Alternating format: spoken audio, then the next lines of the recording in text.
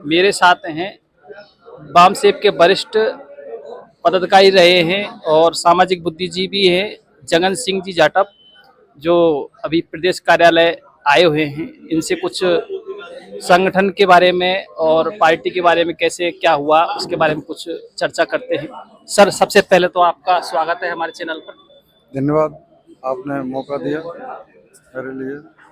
Sir, एक छोटा सा शॉर्ट इंट्रोडक्शन अपना बता दीजिए। आप कौन से पद पर रहे और कौन से गांव से कौन सा गांव था और किस किस तरह से आप संगठन में जुड़े और उस हिसाब से पार्टी में आए। मैं जगन जाटव मेरा नाम है और करौली से मैं बिलोंग करता हूँ। और मैं पहली बार एक बार जब मैं जोधपुर ज़िले में शेरगढ़ तहसील में बिजली विभाग में था उस समय कार्यरत। उस समय मैं यहाँ गवर्नमेंट हॉस्टल में ट्रांसफ़र के लिए रुका हुआ था, तो किसी ने बताया जुलाई 81 की बात है कि मान्यवर कांसीराम जी और बहन मायावती जी आए हुए हैं। तो उस समय मैं भी गवर्नमेंट हॉस्टल के बगल में पीएनटी हॉल में था, वो कार्यक्रम कर्मचारियों का था, तो मैं भी उसमें अटेंड होने के लिए शामिल हो गया। और वहाँ मैंने उस पहली बार बामसेब के बारे में और बहन जी और मान्यवर कांसीराम जी के बारे में ये जानकारी मिली। उस समय पार्टी नहीं थी, पार्टी बाद में बनी, पर उसी समय मैं एक्टिव हो गया। उसके बाद ही मेरा ट्रांसफ़र सवाई माधोपुर हो गया। सवाई माधोपुर में भी हम जब वो, तो हमारी वहाँ की टीम थी पूरी, और हम टीम रात में जाते थे गाँव में ऑफिस के बाद, लोगों को मोटिवेट करते और बाबा साहब और हमारे महापुरुषों के बारे में जानकारी देते थे, और पार्टी का बारे में हमारी जो विचारधारा है उसके बारे में हम जानकारी देते थे। मैं ये पूछता था, जैसे उस टाइम पे इतने संसाधन भी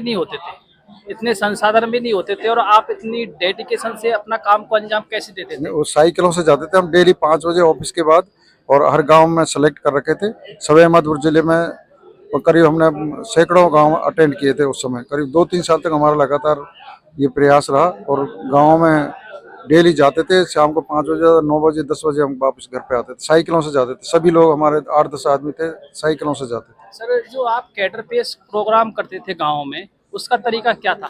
उसमें हम ये हमारे जो पिछड़े वर्ग के SC और ST के जो बस्तियाँ थी गांव में, वहाँ जाते इकट्ठे करते, उन लोगों को आइडियोलॉजी के बारे में बताते, बहन जी के बारे में बताते, बामसेब के बारे में बताते, हमारे महापुरुषों के बारे में बताते, सामाजिक कुरीतियों के बारे में बताते, और वोट के बारे में बताते कि भाई वोट बाबा साहब ने जो अधिकार दिया हमें उसको कैसे यूज करना है, हमारे हित में यूज करना है। ये हम वहाँ कार्यक्रम करते थे। सर, जिस प्रकार से एक कर्मचारी होते हुए भी आप इस तरह का काम करते थे, तो क्या आप पर दबाव रहता था। नहीं, उस समय क्योंकि हम बामसेब में काम करते थे और ये गैर राजनीतिक संगठन था, और मान्यवर साहब का हमें ये आदेश भी था कि आप लोग अपनी नौकरी सुरक्षित रहते हुए आप काम करो। तो जरूरी नहीं है कि मंच पर भाषण दें, आप घरों पे जाएं, मीटिंग लें और उनको सोशल एक्टिविटीज़ के बारे में, अपने महापुरुषों की विचारधारा के बारे में बताएं। इसलिए ऐसी कोई उस समय दिक्कत नहीं आई थी। सर, नए युवक के जो नई उम्र के जो लोग हैं, नई उम्र के जितने बुद्धिजीवी लोग हैं, नई जनरेशन आ रही है, उनके लिए आप क्या संदेश देना चाहोगे। मैं यही संदेश देना चाहूँ कि बसपा, उसके बाद जब बसपा गठन हुआ तो उस समय भी हमने काम किया, और मैंने बाद में भी बसपा जब बन गई थी उसके बाद भी सर्विस में रहते हुए भी लोग काम किया। कई बार मुझे परेशानी आई थी, लेकिन ऐसी कोई दिक्कत नहीं थी, क्योंकि ऐसा कोई वो नहीं था। समाज के हित के में काम करते थे। युवाओं को मैं यही कहना चाहूँगा कि इसमें बसपा एक केवल राजनीतिक पार्टी नहीं है, ये सोशल मूवमेंट है, हमारे महापुरुषों का सोशल मूवमेंट है, जो अधिकारों के लिए हमारे जो वंचित समाज, चाहे किसी वर्ग में है, SC ST OBC माइनॉरिटी है, उन सबके जो अब तक वंचित रहा है अधिकार, और राजनीतिक रूप से हर तरह से सामाजिक राजनीतिक रूप से दबाया हुआ है, उसको अपने हक अधिकार दिलाने के लिए बसपा ही एक ऐसी पार्टी है जो वास्तविक रूप से उनका उद्धार कर सकती है, उनको सम्मान दिला सकती है।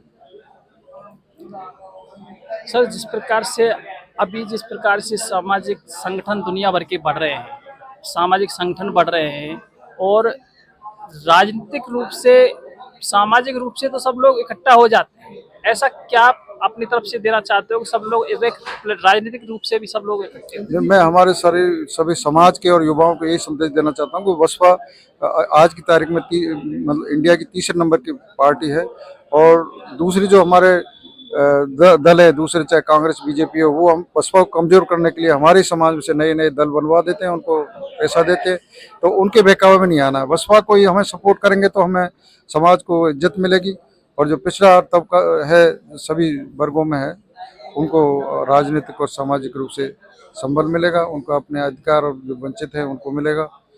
और दोनों पार्टियां ये काम तो हमेशा करती हैं कि इनको कैसे आपस में लड़ाया जाए।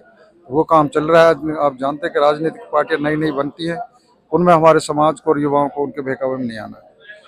सर आपने हमको टाइम दिया, आपने बहुत अच्छी बातें की, इसके लिए आपको दिल की गहराइयों से जय भीम, जय भारत। धन्यवाद। जय भीम।